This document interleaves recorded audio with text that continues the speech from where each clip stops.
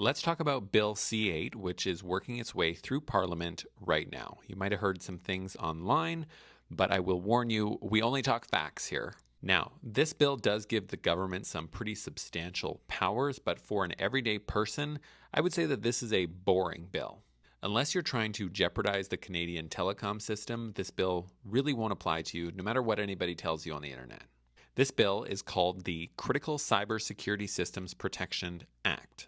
First, I'm going to tell you what the bill does not do. It does not authorize the government to shut off your phone or Wi-Fi because they don't like what you're posting on the internet.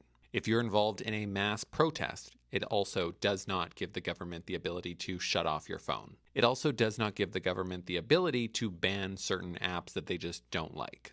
So now we're going to talk about what the bill does do, and it gives the industry minister some pretty broad powers that they can utilize in secret, which we'll get to in a minute. First, the bill allows the Canadian government to tell telecom companies to stop using certain hardware or software.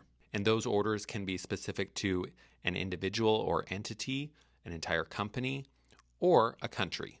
They can also order Canadian telecom companies to disable hardware or software they are already using.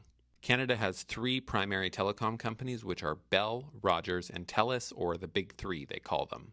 The bill also allows the industry minister to direct telecom companies to stop providing services to certain businesses or individuals. But they can only do any of this if there is a threat to Canada's telecommunications system.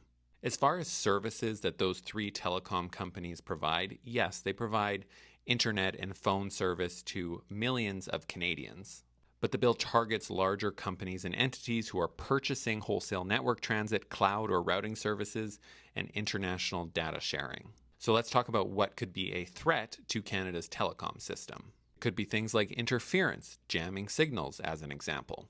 It could be the manipulation of data or unauthorized altering of software. And it could be anything that disrupts or threatens telecommunications services in Canada. So, could the government suspend your phone or internet use? Sure, if you are posing a threat to Canada's telecommunications network.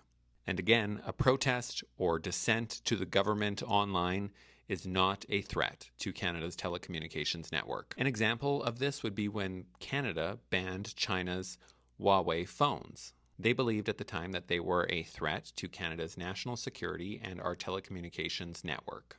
This bill could be used to target companies making things like fiber optic cables, telecom towers or transmitters, fiber optic gear, routers, and antennas. This bill could also be used against foreign actors who are posing a real threat trying to hack into our telecommunications networks. But the one thing about this bill that is very interesting is that the industry minister can do all of this in complete secrecy.